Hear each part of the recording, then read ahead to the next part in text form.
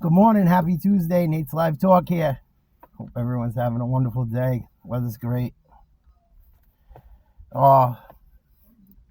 Please like, share, subscribe. This is going to be a tough one for me today. I hope I make it through it without crying. And it's happy and sad. I'm going to say a couple things before I give someone their flowers today. This is a birthday boy. One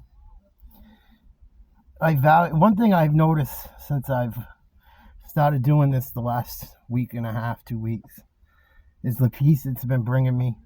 And I get a lot of messages on my email of people all over, local and all over, how these videos help people. So I'm glad we're making an impact in some way. They're very helpful for me. And that's what a lot of these are about.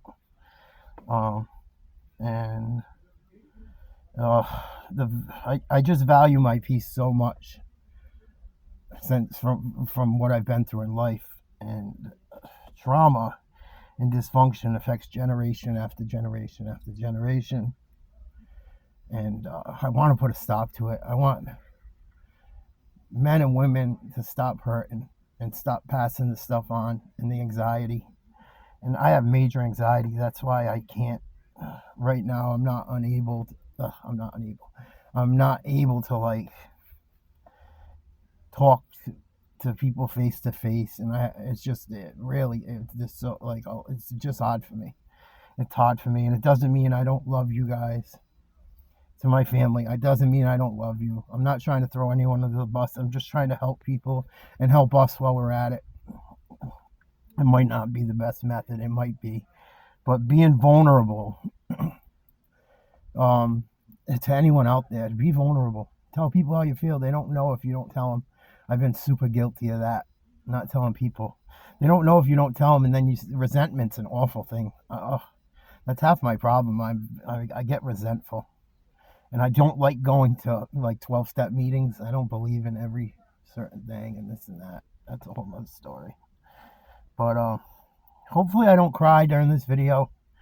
I might get emotional. I might slip. But this one is for my dad, Ralph. I love you. It's his birthday. I hope you're playing golf today. I hope you're having fun. I hope you get to go out and have a good time. Not too much fun, but you get to have some fun. I respect you guys for letting me have my distance and my space. The fighting and back and forth has just gotten so much, and trauma. This is what I'm saying about trauma. There's so much trauma from me doing bad things and the things they did, and it's just there's never been healing over it. And it just is what it is right now, I guess. And I'm hoping these videos help it. I don't mean to be messy with family stuff and stuff, but I don't know what else to do, and I'm trying to help myself and everyone else as much as possible. But this is for Ralphie boy. Happy birthday. I'm sorry for all the bad things I've done as a son. I'm very sorry. Very, very sorry.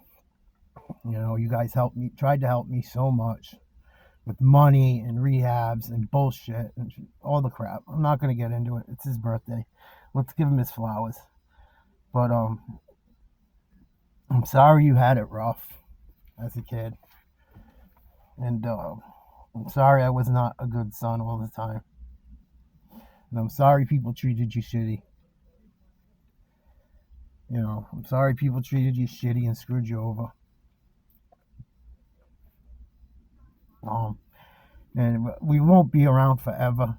That's why I like doing these videos like this. You know, like in a New York Minute I said yesterday, it's so true. You never know.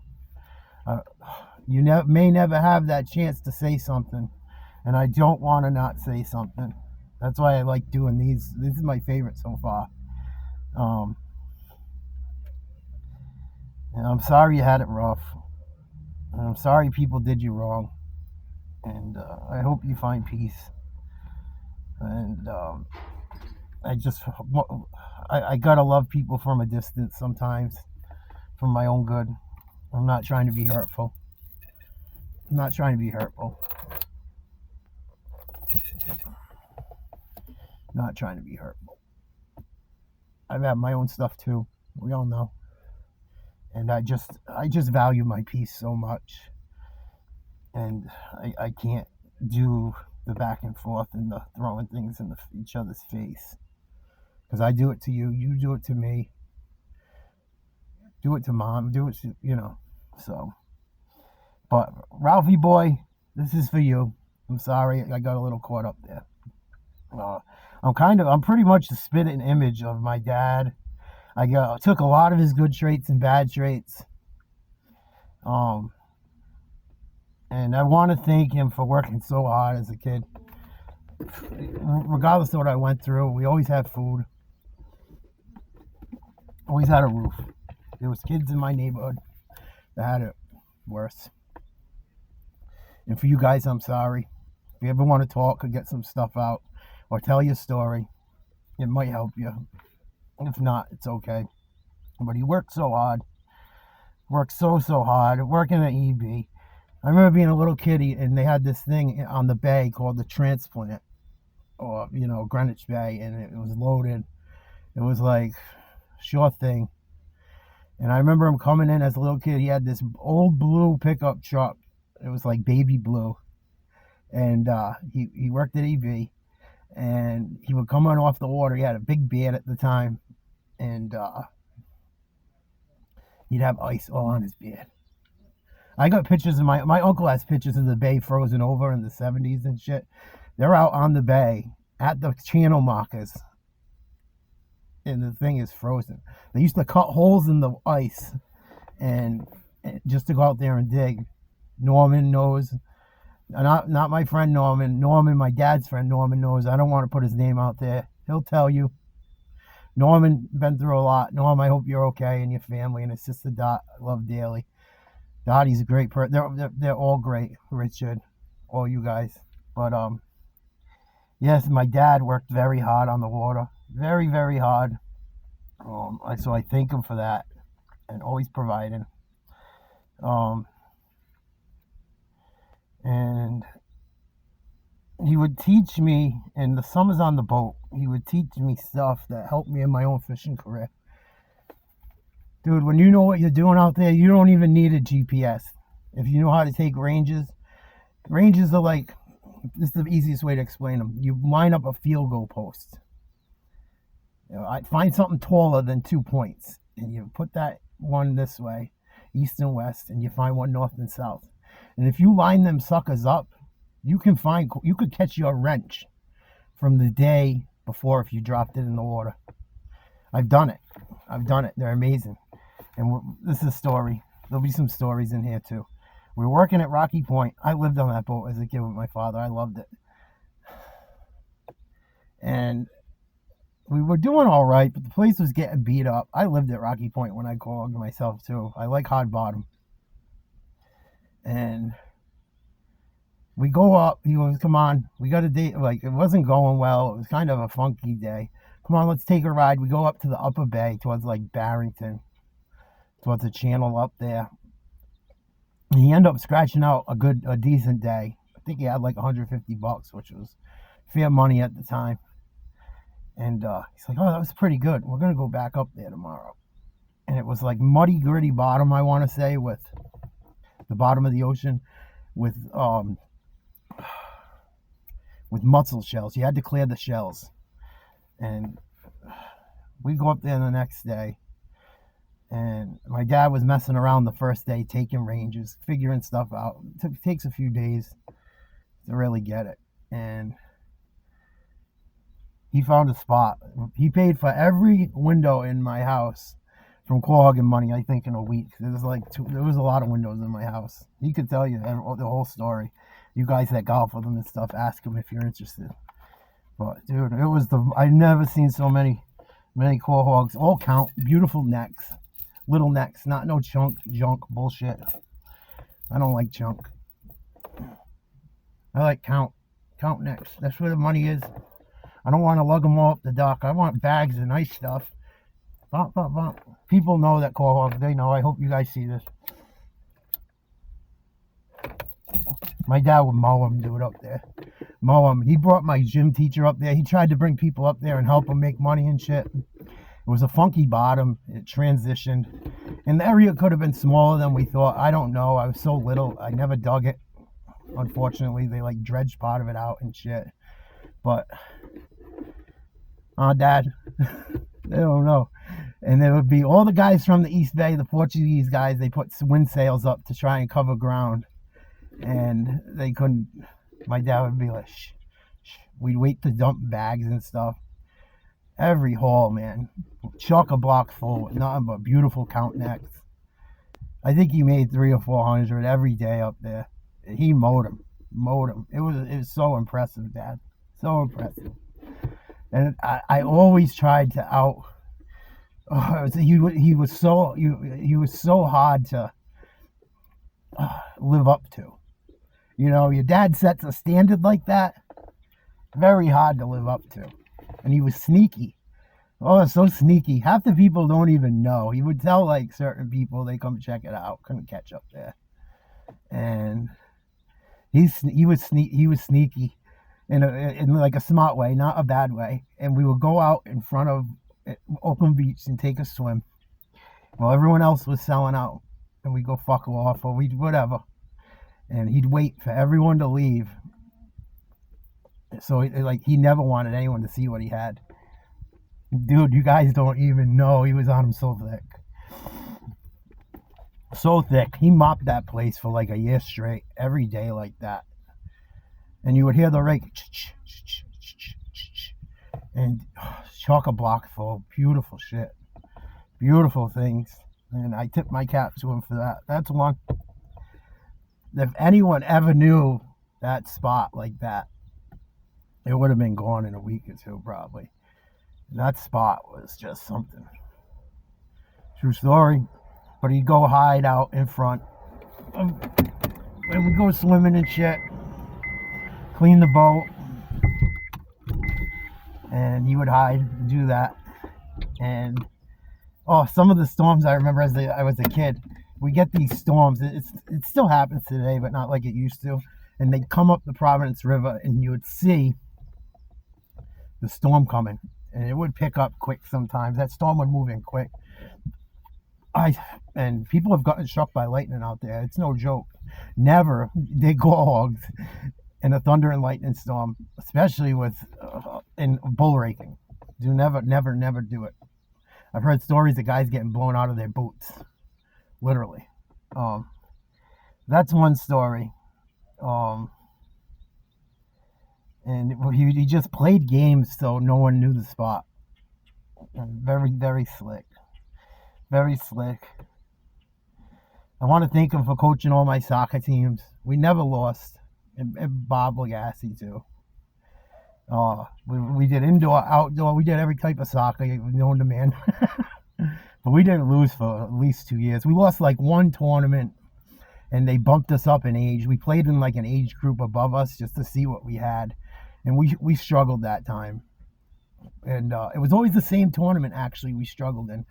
It was, I think it was the Seaside Classic. And it was at, I think, Tuckertown, maybe, one of them.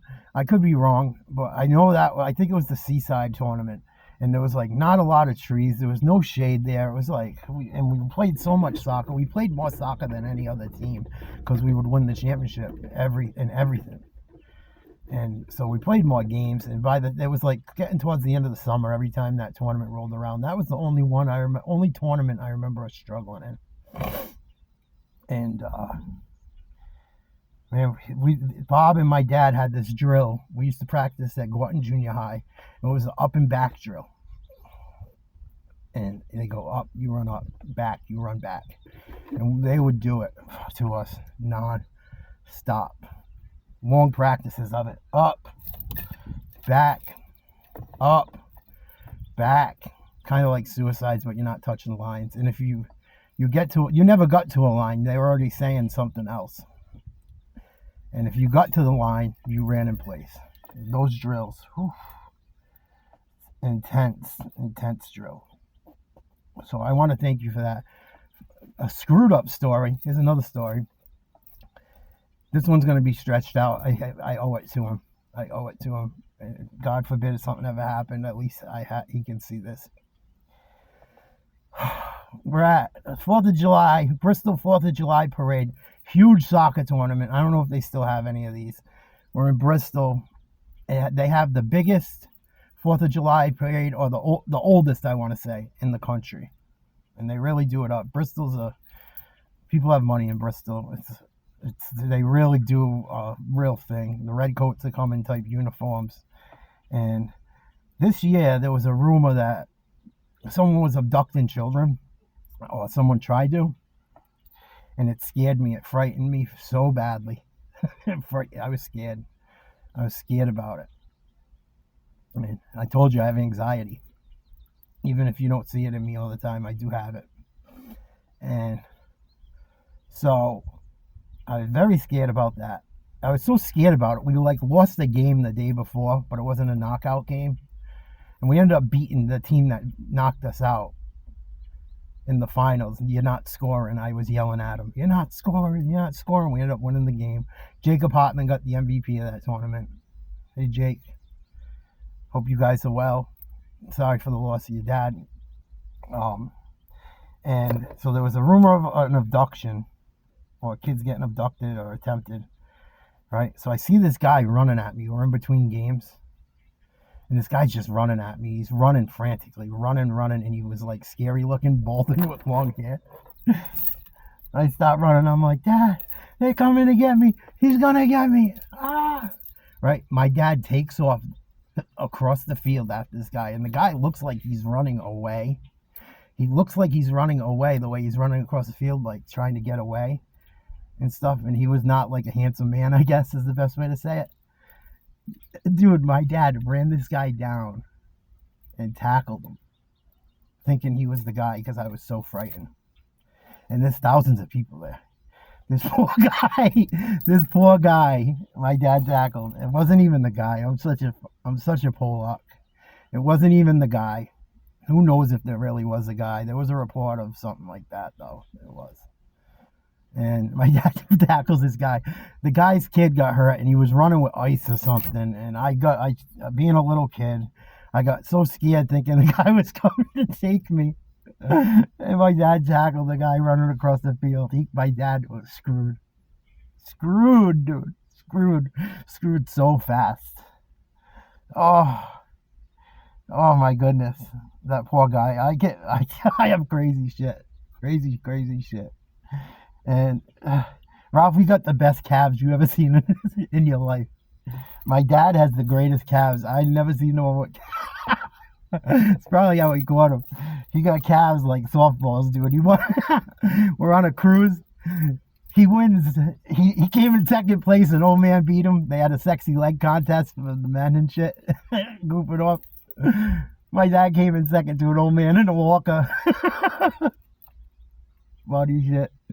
But he got a great set of legs. I don't know how he got them.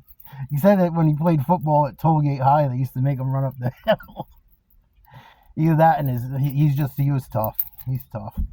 And I thank him for coaching all those teams. And there's a couple more stories. This is a tough one for me, guys, because of the relationship we have, and just everyone going through so many tough things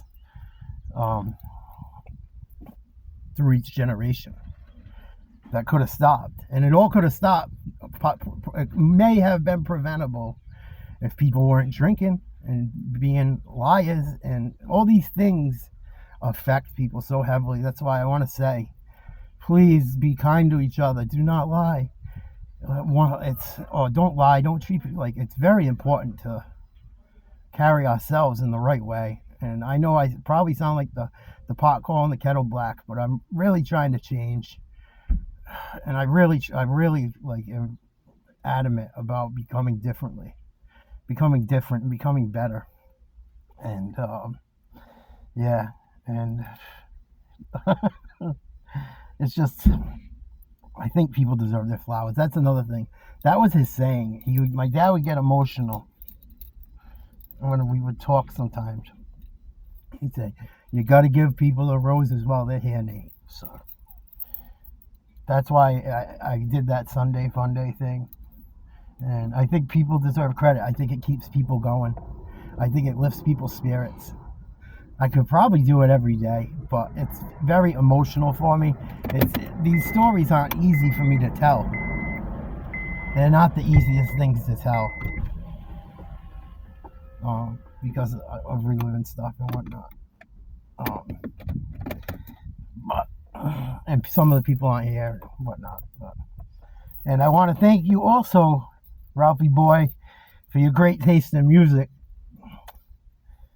I would be like playing ball or doing things in neighborhoods I shouldn't have been in, or in like rehabs and stuff, and I would listen to a lot of like soul music and old music, and music the brothers would listen to. And I would listen. My dad was a huge Anita Baker fan and Sade, and I would be playing it or singing it, and they would be like, "How do you?" I never saw any, like, they would be like stunned, especially like people older than me. Be like, "What do you know about Sade? What do you know about Anita Baker? What do you know about Steely Dan? What do you know about Bobby Caldwell?" People didn't believe me. Bobby Caldwell was a white guy. My dad told me that. The guy that sings, "You won't do for love. You tried everything, but you don't even." A white dude, man. A guy who could, "In my world, only you." Guy can nasty. Check it out. When you see Bobby Caldwell, you are gonna shit if you've never seen what he looks like and didn't know that fact. Bobby Caldwell's a cold boy. God rest his soul. And on his album cover, they played to it because he sounded like a brother. They played to the fact, and they made just a silhouette of a guy sitting on a park bench. On "You Won't Do for Love," or "You Won't Do," I think is the actual name of the song. And I thank my dad so much for Anita Baker and Sade and Steely Dan and the great music he played. And I argue with people when I hear Toni Braxton. Jen gets so mad at me when I hear Toni Braxton, and I like Toni Braxton. She's very talented, very, very talented. But she ain't Anita Baker. She sounds a lot like Anita Baker. I don't know if it's an intentional thing or whatever, but she should kiss the ring, as far as I'm concerned. Anita Baker, man, can sing, and I love Anita Baker. It's not for everyone. I don't know if you guys like it. Check out Anita Baker, Sade, Steely Dan, and some great music. But yeah, and Jen gets mad because she likes Toni Braxton a lot, and I get like, just put on. Why are you gonna listen to her? Just put on Anita.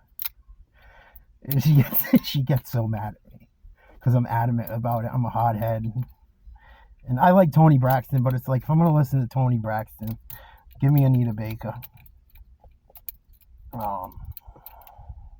And I play those same songs. My dad would cook sauces before soccer games and stuff. And Sunday sauces and sauces in high school and stuff. We always did pasta. We'd load up on pasta because the carbs gives you energy. And we didn't lose much. It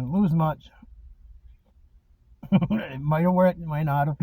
The up and back drill definitely helped. But I cooked the sauce for Easter, his sauce. It was my mother's father's sauce, and it was pretty close.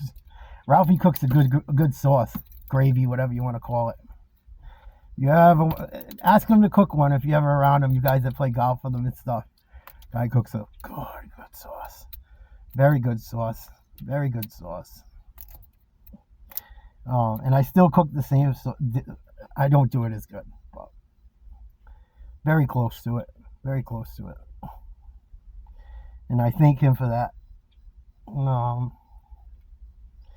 Thank you for being a dad.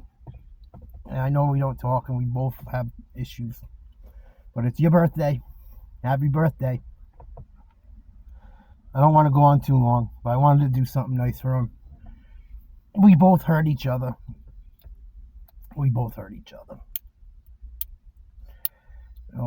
And he was hurt long before I was around. And that's why we got to stop.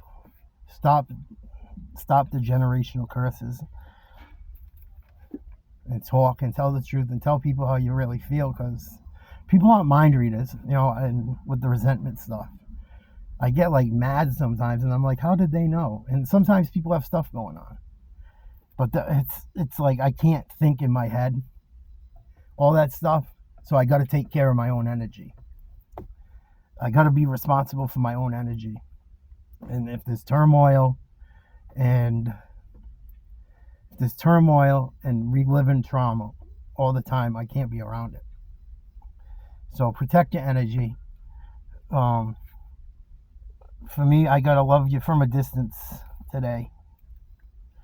Just because it always ends up coming back, the fights and the arguing and stuff. It's just so much stuff has happened. And I don't blame you for being mad.